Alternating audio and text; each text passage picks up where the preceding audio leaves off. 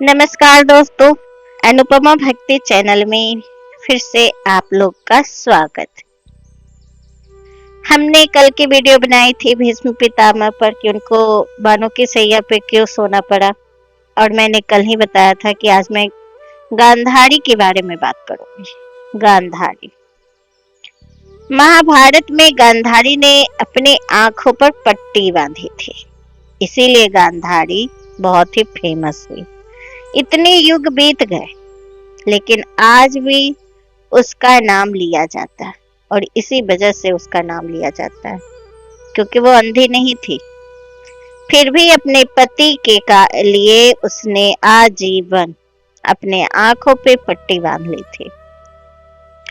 जब उनका विवाह हस्तिनापुर के राजकुमार धृतराष्ट्र से हुआ था तो वो जन्म से ही नेत्रहीन थे उनके पति, और ये दुख और उनकी कमी को साझा करने के लिए उन्होंने ये निर्णय लिया था कि वो आजीवन, जब पति से उनकी शादी हुई तो अपने आंखों पे पट्टी बांध ली। गांधारी एक आदर्श पत्नी थी और उसका मानना था कि एक पति पत्नी का जीवन एक समान होना चाहिए। उनके पति कभी इस दुनिया को अपनी आंखों से नहीं देख सकते थे, इसीलिए गांधारी ने भी अपनी आंखों पर हमेशा के लिए पट्टी बांध ली ताकि अपने पति के दुख को अनुभव कर सके। आज के युग का देखें तो आज के युग को देखकर गांधारी सोचती कि लोग आज अपनी आंखों से सब कुछ देख रहे हैं, फिर भी धृतराष्ट्र की तरह अंधे और स्वार्थी बने हुए। वो बताती कि आज के तकनीकी के दौर में लोगों के पास सूचना और ज्ञान तो है, लेकिन वे अपनों की गलतियों पर पर्दा डालते हैं और भौतिक सुखों के अंधी दौड़ में नैतिकता को भूल चुके हैं। गांधारी का जीवन और उसकी आंखों पर बंधी पट्टी महान त्याग और कर्तव्य का प्रतीक माना जाता है, और यही वह आज के युग को देखेगी तो उसके दृष्टिकोण के प्रमुख बिंदु ये होंगे। सच्चाई से मुंह मोड़ना। जिस तरह उन्होंने पति का साथ देने के लिए अपनी आंखों पर पट्टी बांधी थी, उसी तरह आज समाज अपने स्वार्थ और मोह माया को पूरा करने के लिए सच से आंखें मूंद लेता है। गांधारी अपने पुत्र दुर्योधन के अत्यधिक मोह में अंधी हो गई थी। आज के माता पिता भी अपने बच्चों की गलतियों को, अपराधों को अनदेखा कर देते, और जिसके समाज में विनाशकारी परिणाम महाभारत जैसे पैदा होते हैं, क्योंकि गांधारी ने भी अपने दुर्योधन के गलतियों को अनदेखा देखे थे, पुत्र मोह में पड़ गई थी। इसलिए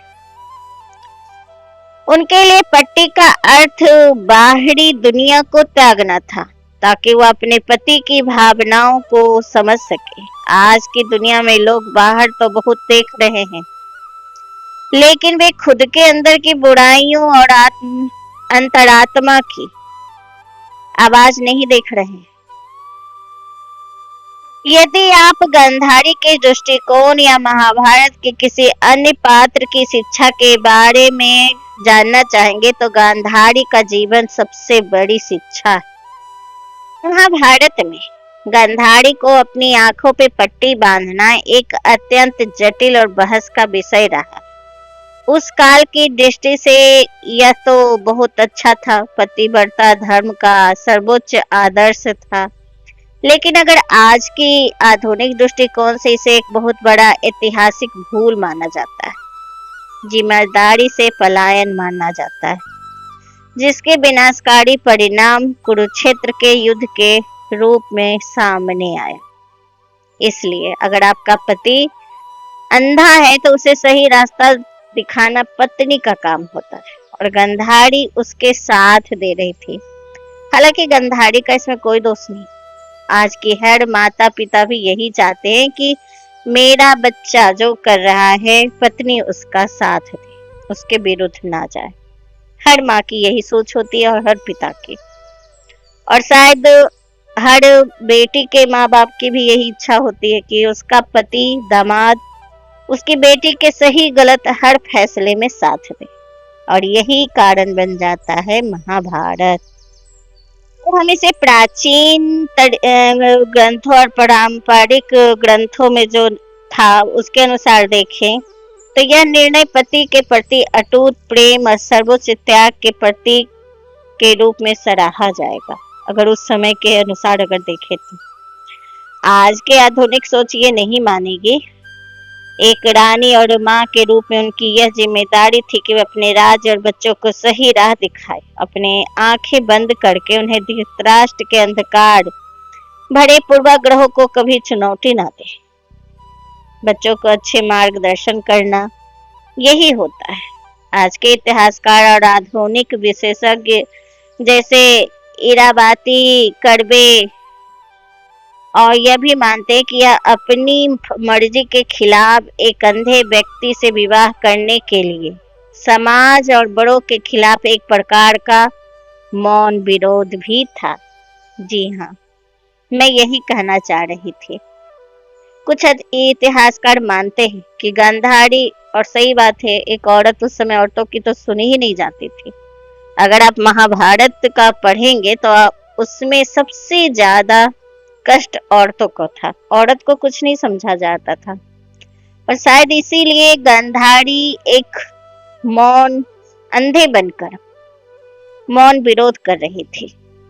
एक तरीका था पुरुष समाज के खिलाफ खड़े होने का, क्योंकि उनकी विवाह मर्जी के खिलाफ हुआ था। वैसे अगर पुराने ग्रंथों के अनुसार जाने तो गांधारी के पास तपस्या से दैवीय शक्ति प्राप्त थी। बताया जाता है कि गांधारी की दृष्टि में ऐसी ताकत थी, वह जिस अंग को देखती अजय हो जाता। वह उन शक्तियों से दुर्योधन के शरीर को कठोर करना चाहती थी, और शायद वो नहीं चाहती थी कि उसके पुत्र से ज्यादा कोई बलशाली हो, इसीलिए वो अपनी आंखों पे पट्टियां बांध के रखती थी।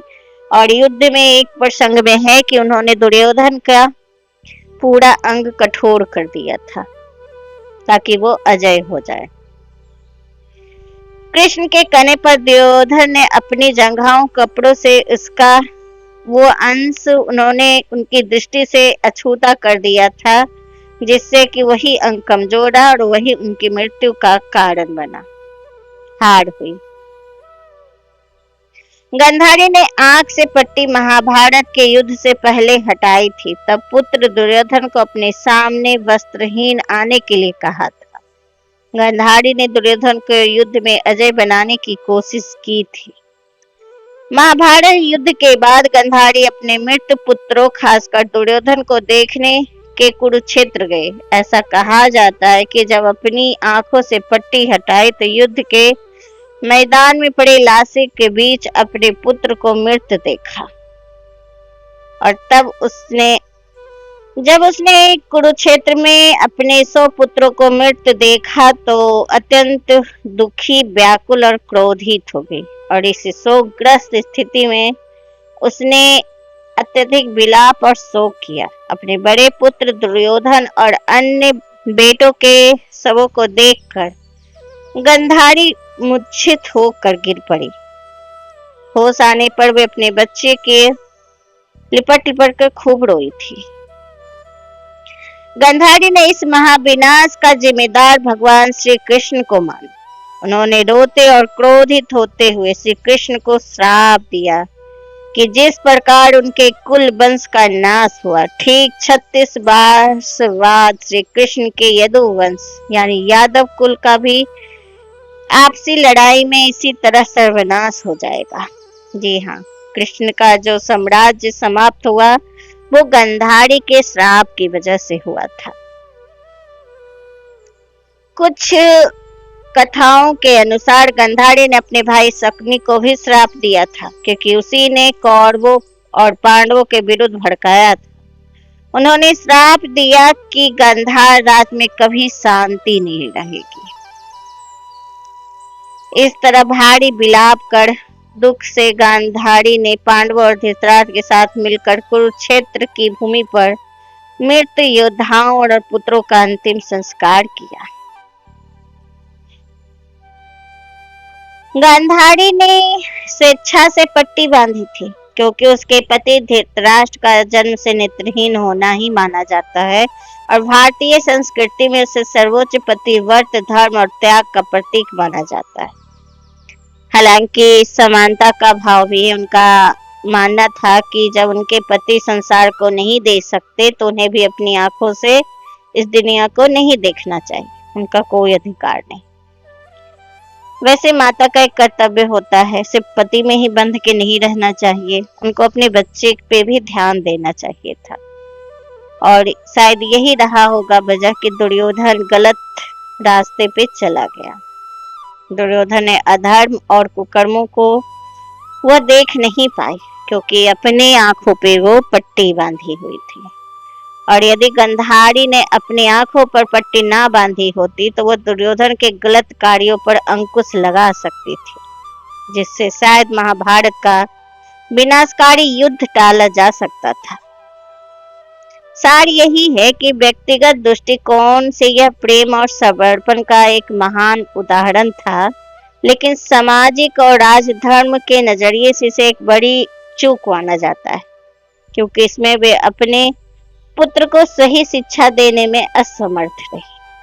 और वैसे भी अगर अच्छा कुछ हो तो पति का नाम होता है और गलत हो तो माता पे जाता है। तो जहां तक हमें भी मानना है पुत्र को सही रास्ता माँ ही दिखा सकती है, पिता नहीं। पिता का कर्तव्य है पैसे कमाना और एक माता ही घर को कैसे रखना है, कैसे सजाना है और अपने बच्चे को कैसे सही रास्ते पे चलाना है ये सिखाती है। महाभारत काल में ना महिलाओं की स्थिति बहुत ही जटिल और विरोधाभासी थी। एक और उन्हें पुरुष के अधीन और सामाजिक बंधनों से बांधा माना जाता था, वही दूसरी ओर द्रौपदी और कुंती जैसी सशक्त महिलाओं ने पितृत्वात्मक नियमों को चुनौती दी। धर्म ग्रंथों में महिलाओं का सम्मान न करने को विनाश का कारण बताया गया, लेकिन व्यवहारिक जीवन में उनका अधिकार सीमित थे। स्त्री धर्म और कर्तव्य महिलाओं को सौंपा गया था। महिलाओं अपने पतियों के प्रति पूर्ण निष्ठा और आज्ञाकारिता थी, उनकी अपेक्षा नहीं कर सकती थी। इसका उदाहरण गांधारी है जो अपने पति के अंधेपन में भी पट्टी बांधी रही, और सती होना उस समय का उदाहरण है।